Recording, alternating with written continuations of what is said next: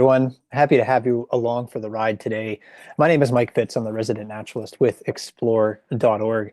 And for those of you who are new to explore.org, welcome to the community and welcome back to all of our longtime viewers. We are the world's largest live nature cam network with about 190 cameras all over the world. We had a different More to Explore show planned for you today. But then the Los Angeles area began to experience devastating wildfires, some of which were visible on Explore.org's Santa Monica cam, some of which affected our Explore.org community. And overall, tens of thousands of people have lost their homes so far. Entire neighborhoods are reduced to ash. The danger hasn't passed either. Fires are still burning and threatening more homes and communities. These fires are likely to become the most destructive and costly in modern California history, if not modern US history. The fires have affected, of course, the Explore.org community, which is one reason why I'm joined now by Explore.org's founder for taking the time out of your day to join us. I know it's a very stressful time for you, so I just want to know how are you doing, and how are your friends and family? Well, first of all, Mike, it's always, nice to be on your show. So thank you for having me. This is an unusual time. I'm grateful. The fires are always terrifying, but this is a whole nother level, nothing that I think anyone's ever experienced. And they're still going on. I mean, we're under warnings today. So it's very stressful. And I think that's the reason why I thought it'd be good to reach out to the community. And sometimes what I've found is that when there's stress and times of concern, bringing people together and giving them purpose and cause kind of rallies the spirit. It's like a jolt of optimism. And so I reached to my incredible Explore team over the weekend and I said, do you think the Explore audience would like to do some form of matching grant to help bring people together and create communities? So it's definitely stressful. It's not over, but I live a blessed life, and I have to remind myself that. And so I'll be okay, but I have a deep concern for others. Right. And, to help, give people some sense of purpose in what you were speaking of, we're launching a fundraiser right now with the goal of $50,000 for each organization. So $50,000 each. And you're going to sweeten the deal though, Charlie, with something else. Yes, so I mean it's really important. We're doing basically a 5-for-1 matching grant, Mike. So what that means is if someone was to donate $5, that equals 25. If it's 10, that's 50. If it was $50, that's 250. If you made a $100 grant, that's worth 500. So it's a 5-for-1 matching grant. The goal is to raise 50,000 for two separate organizations, the LA Fire Department Foundation and the Pasadena Humane Society. Um, I'm happy to have explorers, people's notes. Actually, when I first was going to start, we were going to list 10 different organizations, but I didn't want to overwhelm people because there's so much need out there. So I thought we'd start with the firemen. And I know that at Explore, we have such a deep love for both pets. And what impressed me about Pasadena is they're working both with not even just like animals and cats, but also like livestock and different things. And they're an incredible organization. One of the things in these times of crisis is there's a lot of scams or people don't know where to go or who to trust. And I hope Explore can fill that void. So if people want to get involved, it's here for them, but it's not mandatory. I'm not here, there's no tricks here. This is just a way to bring community together and to create a sense of hope and purpose amongst our incredible community. And if you want to find the specific links to donate, check the comments right now. So they're going to be pinned in the comments, whether you're watching on YouTube, for example, or on explore.org. So check the comments there. The link to donate, it's a little too convoluted for us to just throw up on the screen, but check those links and make a donation if you can. So yeah, Charlie, thanks for spearheading this. Again, I know in this very stressful time. Do you know anything, maybe tell us a little bit more about each one of these organizations? I was looking up the Pasadena Humane Society. They've been working, really hard to provide shelter for pets and other animals displaced by the fires. Yes. I mean, first I want to, suggest Explore has always been on the front lines during disasters, especially with our search and rescue dogs. And we've been doing matching grants all the way since the tsunami that was in Japan. In fact, it's a different story, but that's how Dog Bless You was truly launched, sending search and rescue dogs over there. The campaign right now, in terms of fundraising, is on our Facebook page. So for people who don't have Facebook, I understand that can be problematic. We'll figure it out. We might spread to YouTube, Instagram. Mental note for our web team, I think we'll have to build for this year a way to just do fundraising right on Explore because it's a bit complicated and we couldn't get that on time. The organizations, like I said, I actually have a list of 10 or more. If this is successful, maybe we'll continue doing it. If not, the Explore team is going to be involved one way or another, and we'll keep the audience up to date, visiting different locations and volunteering and different ways to get involved. I chose these two, the LA Fire Department one, because I think you got to start with the selfless, heroic acts of the fire department. They've been ground zero. The funds help support supplies, needs, goods, you name it, A to Z. It's not the first time we've worked with them.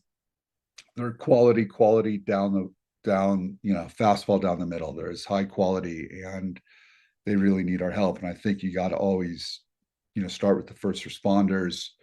The Pasadena Humane Society, they do incredible work. I actually last year adopted a dog through them.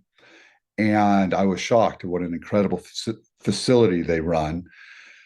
But in these fires, they've really become ground zero, taking in so many animals. And like I said, not just pets, but also trying to find homes and locating wild animals, livestock, etc. They're both just grade A organizations who've been thrust into the forefront of this. There are a lot of other organizations, and I'm happy to discuss that. And if these fundraisers go well and people have the wherewithal, maybe we'll continue doing it. But I thought it was good to start with two. Sometimes choice creates confusion, and I thought, why not start with these two quality organizations and we take it from there. Well, yeah, I feel that as well. Sometimes, you look around and you think, where can my money go that will make the greatest impact? And it can be a very hard and stressful choice in its own right if you have the ability to donate. So thanks for again setting this up. It's a matching donation, actually more than matching. It's It's a a yeah, five to one. it's a 5-to-1 Right. donation, so that's what makes it unique. So if you have any friends or anyone, I mean, I'd like to get through this as soon as possible, then move on to some other things. But again, it's really, I have to be honest, when I called the Explore team, I was a little uncomfortable. I'm never really comfortable doing these matching grants because, I come from a blessed place and it's a real privilege to be able to help people. And I know that what I've always admired about the bulk of the Explore audience is they're the salt of the earth people, but they don't always have the privilege. So it's not mandatory. It's really about creating community, giving people purpose, hope, because when you watch this news, it feels very hopeless and you can get very lost. And we've always been good at laying breadcrumbs for people. And feel free to be completely honest in comments. And if you think it's a good idea, if there's other organizations, this is really like this idea started yesterday with a phone call to the Explore team, who somehow miraculously has put this together by today. And you mentioned community a few times while we've been talking. So I want to hear more thoughts on that. In regard to situations like these, like you have really close ties to the area that has burned.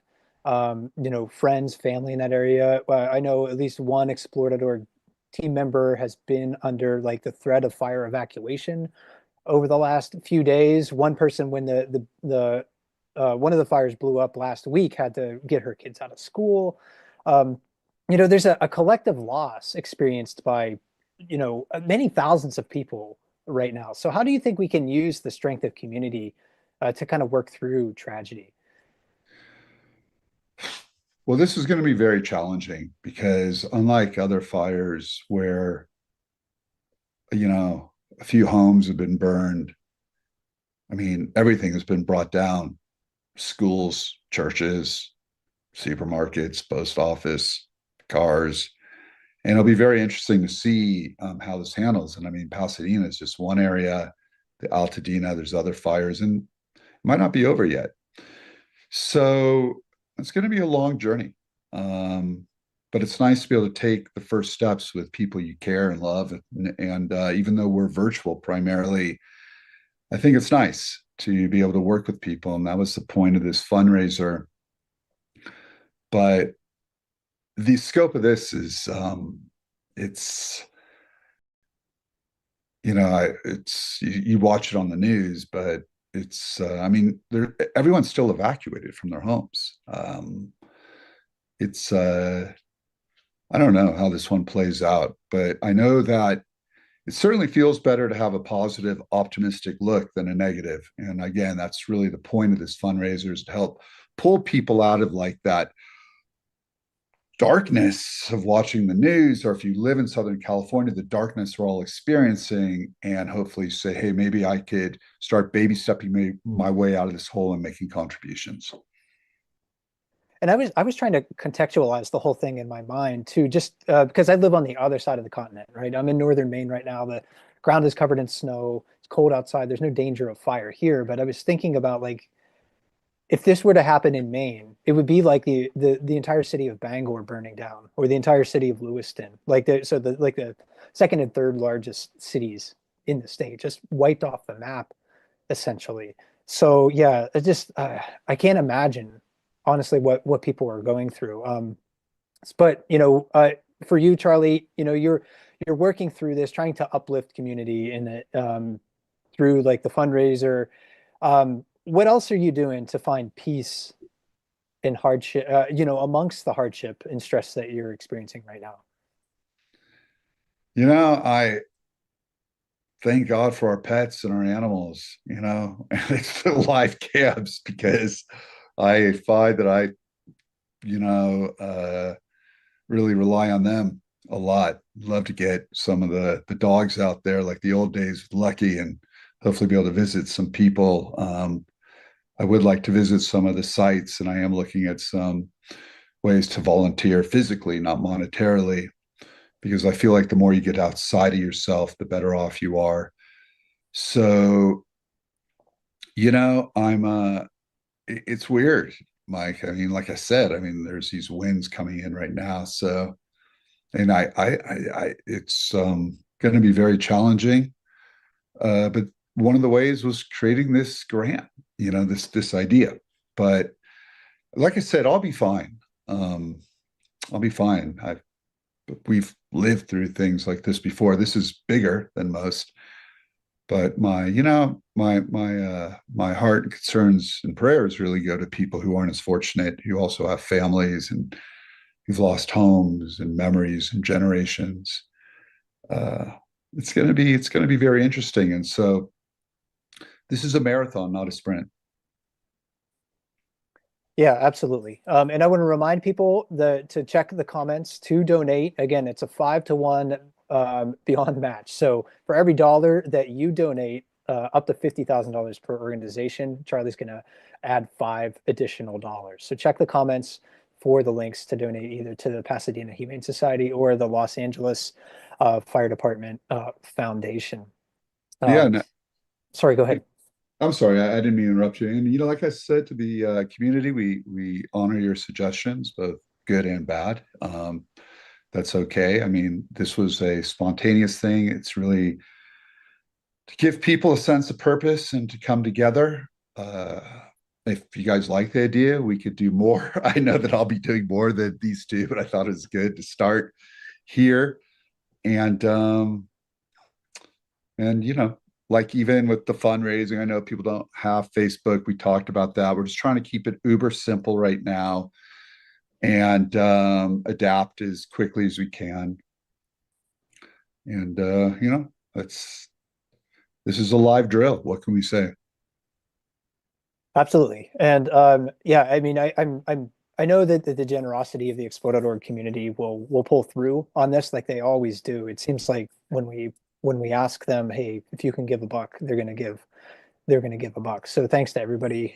It's one of the things that I find um, sort of uplifting and hopeful in these situations, Charlie, is the people that we can connect with, across the internet, across the world, and creating stewards for our planet, in this virtual interface. When in a lot of ways we can feel really kind of disconnected from everything. And the internet in a lot of ways can be a cesspool, but there are gems out there where you can find genuine people trying to do genuine good work if we can get through that noise. And that's one of the things that gives me hope is interacting with people on Explode.org who really are concerned about the state of the world and they want to make this a better place. Yeah, I've always said it. We're truly a unique community. Purity's always been our currency. Um, if there's other ones, like it, please introduce me to it. It's why I don't like to disturb the Explorer community too often about fundraising and different things because we've been blessed to be able to take care of it. But people don't realize that time is also a currency because you take care of what you love. And then, every now and then when there's an emergency, it's time to have a call to action. If people can volunteer, I think that's amazing. If you live in Southern California, not all of us can. But even comforting through words, kindness is a beautiful thing, and it's something that's always touched my heart about what we've created here. Yeah, it's been disappointing to me recently that segments of society have viewed kindness recently as some sort of flaw, in respecting other humans for who they are as some sort of flaw. Um, I don't subscribe to that. And I find that, again, connecting through our community online, we can find, more common ground than divisiveness. Yeah. I've always thought of Explore and our purity is, and the way we wield it is almost like Excalibur. It's such a rare thing in today's world. Um, and it's frowned upon. Kindness is often looked at as weakness, which is a bit strange. But that's what makes us unique. It's also probably why we're not the most popular group out there, but that's okay. It's the purity. We don't sensationalize things. We try to keep it real, authentic, and it's just an honor to be able to help in situations like that. It really touches my heart, and it touches my heart to be able to have a staff that I can make a phone call on a Sunday, and it's Monday morning, and I'm sitting here, and we're brainstorming. That's what I'm saying. This is not like some formulated thing. I'm sure there are flaws, but what I do know is that these are two quality organizations that we will be assisting. And what I have learned in the past is that it's easy to get lost in these situations. It's easy to lose purpose, and it's hard to find trust. And back to the word kindness, the only thing I can assure you, or if you talk to friends you might want to contribute, is that you can trust explore.org. We will not let you down, and everyone we work with is quality, from the staff down to the volunteers, the assistants, the camera operators, and to our audience. And that's what makes us unique. And if you can't donate, again, we have a fundraiser going for the Pasadena Humane Society and the Los Angeles Fire Department Foundation. The goal is to raise $50,000 each for those organizations in donations, and then Charlie's going to match each donation with an additional $5 for every dollar that you happen to donate. So check the links in the pinned or featured comments on explode.org or on YouTube, wherever you happen to be watching, and donate if you can. Charlie, I want to thank you for your time today. We do have a few extra minutes though. Okay. And I was thinking, well, maybe we could show a couple of clips, because again, when things go bad for people or friends or family or communities, whatever it happens to be, like with COVID-19 several years ago, one of the things that helped me a lot was just knowing that nature was still doing its thing, right? Humanity was under this tremendous amount of stress at the time, but we could see like bears in Brooks River fishing for salmon, for instance.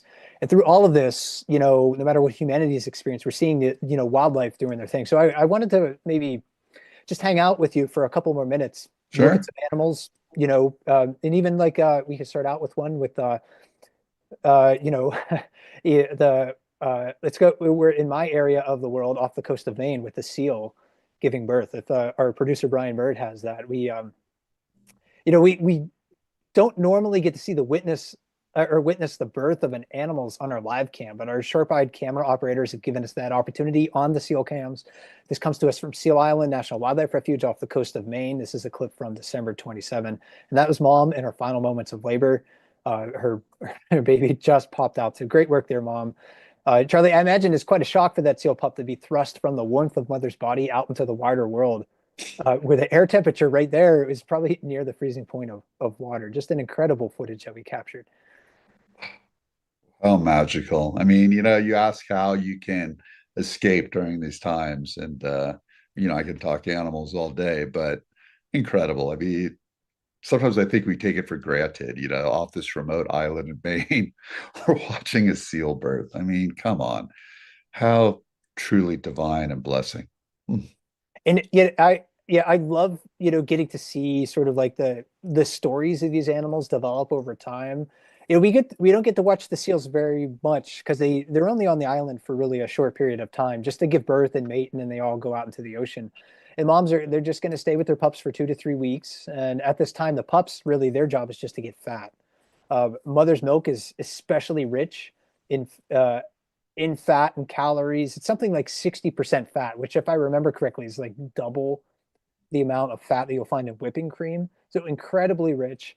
And she produces milk at an exceptional rate. One estimate that I read put her milk output at like 3.2 kilograms per day. So that's 7 pounds of milk. That's almost like a gallon of milk that she's going to provide to her pup per day. And a seal pup might gain 3 to 4 pounds of body mass per day.